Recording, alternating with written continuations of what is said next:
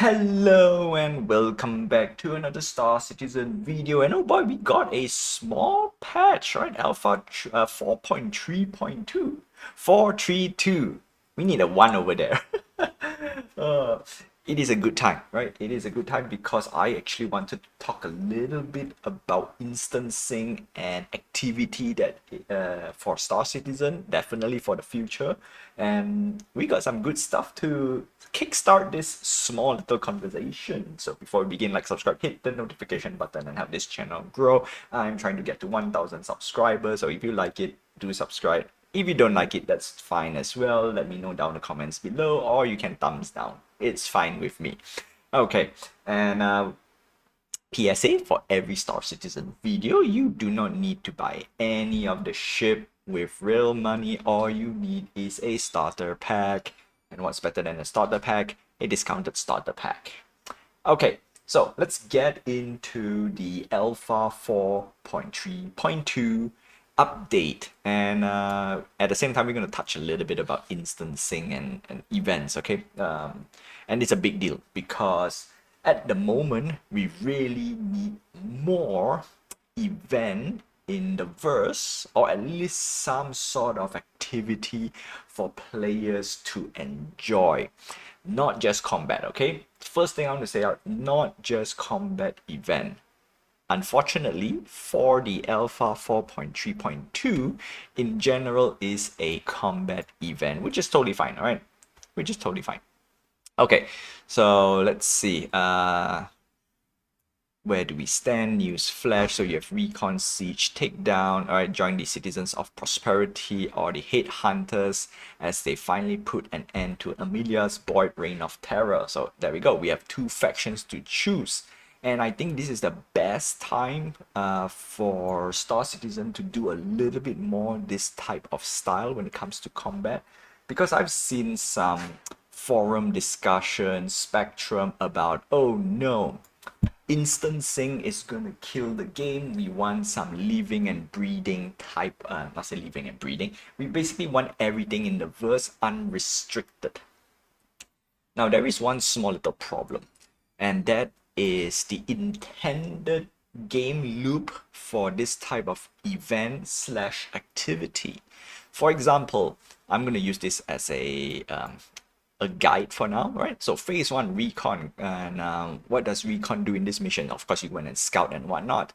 So the question is, how do you do it with two different factions? Okay, so that's one, right? You want to be against it or you want to be for it. So that's one. And of course, there will be one random crowd out there who just want chaos. All right, go in, don't care, friend or foe, just pew pew. So that's one thing nice about instancing per se, whereby you can kind of allocate this type of faction, not allocate, pre-allocate or pre-grouped up. Mainly allocate because what happens if the enemy outnumbered the good guys, for example, then it would be chaotic. It will be a one-sided battle. On one end, I think that's what a lot of people want as well, especially the vocals one against instancing. But on the other end, there will be a bunch of people, a group of people, including myself. I just don't want to do combat event. I just want to chill and just do mining with a side of combat. That's about it. And what happens if you get one-sided where it's just pure pirate, right? Pure ganking. So that creates a big issue in general. So I think they took one small little playbook out from E49. I know Chris Roberts doesn't really want, not saying doesn't really want to, but he's trying to go away from the EVE Online MMO style of gameplay. But there are some things that you really cannot avoid, and those are dungeons, unfortunately, right? Dungeons and raids.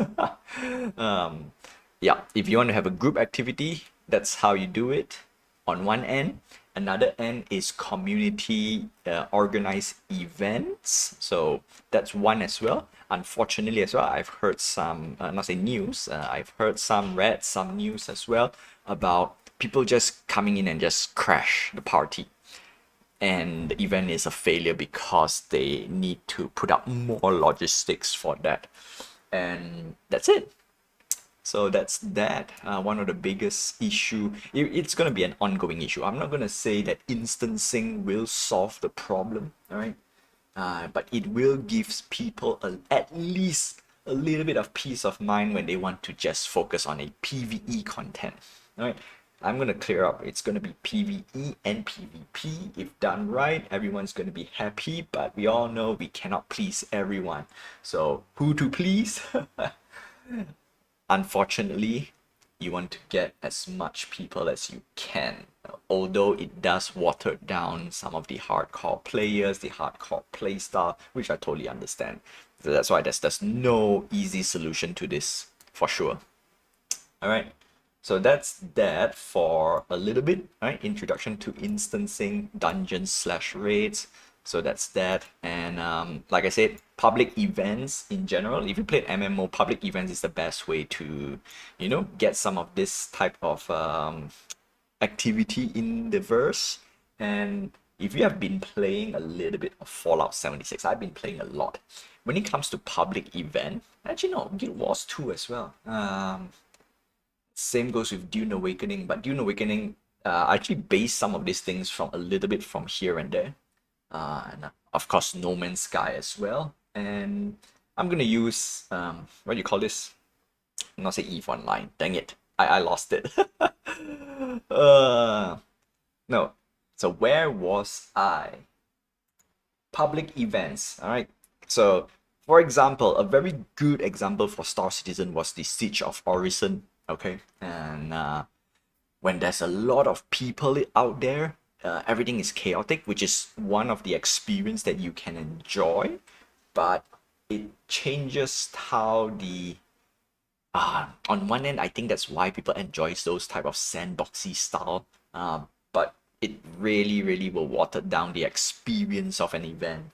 And there goes to the crowd will question where are the events, why there's nothing to do. Problem is people will rush, people will do a Zerg rush, speed run, and it's hard to avoid those, okay, especially when it comes to public event, because people will just sit at the end goal and just done. That's it. You probably have to do the first leg work, and then once it comes to boss fight, it just disappeared. Yeah, because the people who camped finish up the event. So that's one. That's a few problems here and there. So yeah, it's just hard to avoid. I just want to say that. All right, and so there it is. Okay, but still, we still like to have a public event. That's for sure. They should not stop. They should obviously try to improve as best as they can. Okay, and like I said, I think few videos ago for Star Citizen, player behavior will dictate how Star Citizen will move in the future. That's like, I think I can easily say it's 95% already. Yeah, because if you realize a lot of things that was shown on CitizenCon, it's a result of player behavior in general. Of course, there are some things is mainly just to market itself out. So let's see, right? Let's see how it goes. And lastly, we will talk we'll talk a bit about ship. We'll talk about what package do we have on the patch. Now, CIG has been putting out patch bundles, which I am 100% against it. I am not for patch bundles at all. Yes, cool, skin and whatnot, but no, because we have too many things already. Okay, we have subscriber flare, now we have patch bundle, we have cosmetic store and whatnot. So yeah, not a big fan, right? Not really a big fan. So I will automatically skip by default. It's cool, but is it cool? This is nah. I'm gonna skip to begin with. You know what? No. Even though I skip, I will evaluate the. Are you getting 20? You're not getting $28. No, spaceships. Alright, no. I thought I could do a little bit of review, like, okay, is the armor cool? Is the camo paint or the ship paint cool? Then I realized, eh. Eh. Okay, yeah. But you know what? I'm gonna say the armor at least is a little bit nicer But then, what am I basing off? That's the problem. I don't have anything. I don't have any cosmetic to base on, and cosmetics are subjective. Some people might like it, some people might hate it. Like for example, the CitizenCon bundle package. People hate the bone theme on the armor and guns. Yeah. Is it a big problem? For me, not really. Is it law breaking?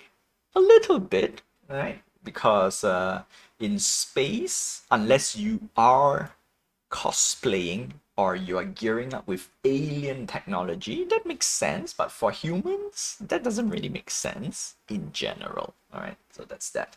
And for $28, you can save up some patch bundle, get yourself an arrow, which is actually not bad. If not, Fury 55. Yeah, cool, cool. I'm not going to talk too much about ships, but I'll go through some of them because some of them are actually like the Paladin is awesome, the Shiv is awesome, the Stinger, not really.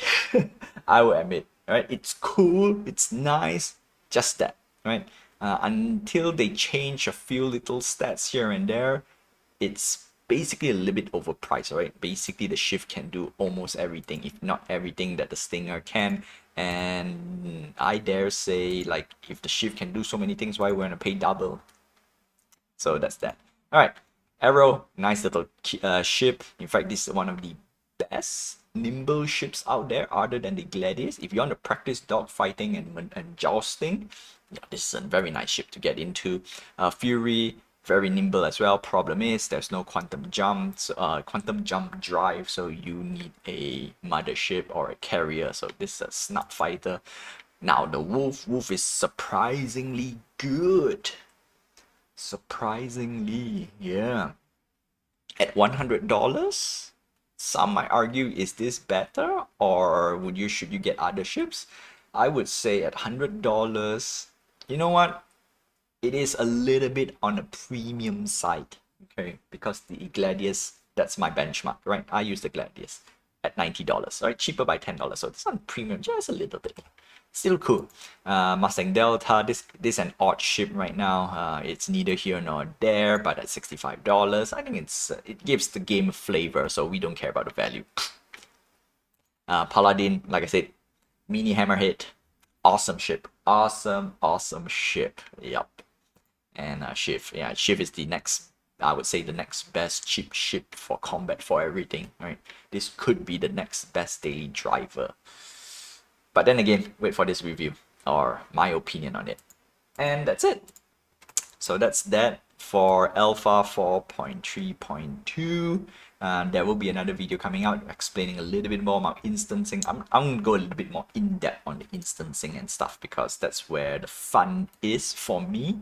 And of course, that's also the complaints from the community, which is, you know what? I'm going to put a little bit and say out that instancing solve more problems than creating more problems to enjoy Star Citizen. Okay, it is not the solution, but at least it solves more problem, right? Because people want to enjoy not just combat. So currently instancings are catered mainly to combat, but I want to see instancings cater to at least yes, no, I would still like to see at least some instancing. You want to have a combination of both, okay? So I'm going to end with this. It is nice to have instancing, and I want to see more PvE, as in non-combat related instancing. I want to see how CIG is going to cook that up. And for example, like cave exploration, mining, salvaging, private investigation. I really miss private investigation style of game. All right, we only have one or two in Star Citizen, and the rest is like mostly pew pew, right? And at the same time, I really do miss tests. The old Alpha, I think it's Alpha 2. Yeah, it's definitely prior to 3 for sure. I'm not so sure 3 does it. We have a kind of a quest handler. Yeah, I miss her. So anyway, that's that. Oh no, we do. Oh no, it starts have pew pew. The orbital laser. I thought the orbital laser was more industrial related, but we have some pew pew over there. So, yep. Anyway, not gonna take too much time on this Alpha 4.3.2. Before we end, don't forget to like, subscribe, hit the notification button, and help this channel grow. Mainly the subscribe button, because all the videos are sponsored by me, yours truly. And would I have any sponsors down the line? I don't know. I would try to keep it just the subscribe button, right? That's it. So that's it. Until then, I will see you in the verse and fly dangerous. Yep.